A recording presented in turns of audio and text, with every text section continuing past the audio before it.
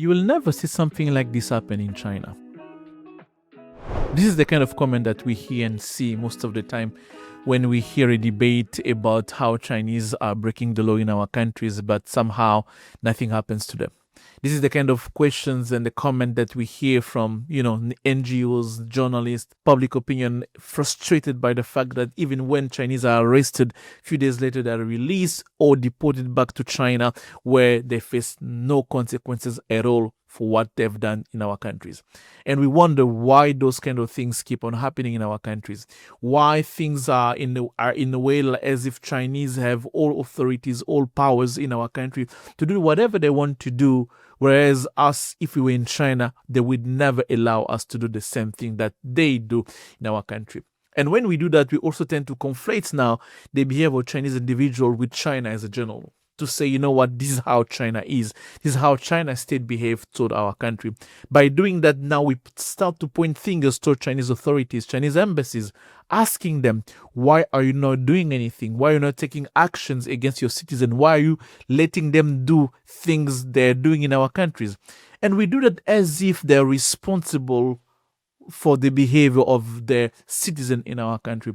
I understand those individuals are Chinese, but let's face it, they're not officials. So Chinese authorities do not have any authorities in our countries on them.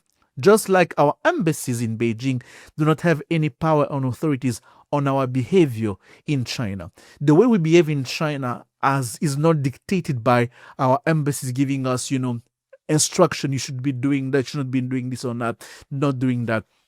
In the same way also, Chinese individual will not be behaving in our countries based on what Chinese embassy will be saying. When we say we'll never see something like this happen in China, it's because Chinese authorities implement and apply their own laws and regulation. When an individual is arrested, when he breaks the law, Chinese authorities arrest them, send them to justice, and jail them if necessary. They don't receive any bribe or any money coming from any businessman to protect them. No, they implement the laws. So I do believe that it's time for us to start behaving like that. It's time for us to stop blaming Chinese embassies. I don't think they have any responsibility, but it's time for us to keep on blaming our own authorities, putting pressure on them to say, we want you to implement our own laws and regulation. We want you to behave as a sovereign countries, as a sovereign authorities in our country. We want you to do what's necessary to protect us against foreigners when they break the laws. And I can tell you for sure, Chinese embassy will applaud us, will say, you know what, implement your laws and regulation. And I think it's time for us to start doing that.